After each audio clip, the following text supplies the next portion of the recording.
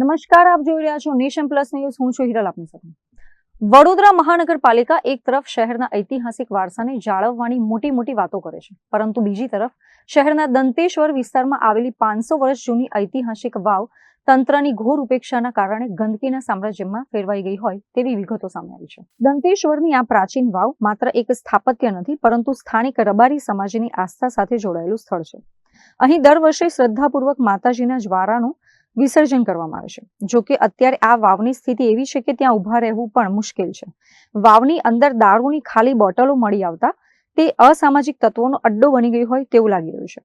સ્થાનિક આગેવાન ગોપાલ રબારીના જણાવ્યા મુજબ તેઓએ વોર્ડ નંબર 17ની કચેરીએ સફાઈ માટે અનેકવાર રજૂઆતો કરી, પરંતુ અધિકારી હિતેશ સોલંકીએ આ કામ અમારામાં આવતું નથી તેમ કહીને હાથ ઊંચા કરી લીધા છે.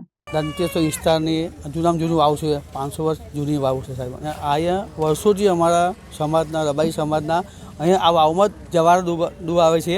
તો સાહેબ આજની એની પરિસ્થિતિ ખરાબ છે કે અંદર બધી મચ્છીઓ મળી ગયેલી છે, દુર્ગંધ છે, દારૂની બોટલો અંદર પડી રહી છે, દારૂના પેલા પાઉચ પડી રહ્યા છે. તો મેં 3-4 વાર સાહેબની વાત કરી હિતેશ સોલંકીને, તો કે સાહેબ કનુભાઈ કે મારું કામ નથી કે અને મેં નહીં કરી શકું, કે મારું બહારથી કામ કરી શકે, મારા કર્મચારી અંદર ના ઉતરે. કે તો મેં સાહેબ કેમ તમારા પોતાના વાવ ઓફિસર સાહેબ છે, વાવ ઓફિસર સત્તરના.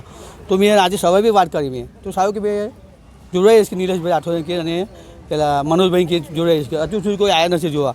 હવે કાલ સવારે મારે 10 વાગે જવાળે આવવાનું છે વાળવા અહીં દબાવવા તળાવ, બરાબર. તો સાહેબ એનું શું, તો અમે તહેવારે ક્યાં મૂકીશું? મારા સમાજના બધા સગાવાળા આવશે તો કહેશું કે તમે આટલા બધા કાર્યકર્તા છો, તો એમાં દંતેશ્વર વિસ્તારનું આટલી બધી ગંદકી છે, આ તળાવ જો વાવ જોઈએ તો કાલે.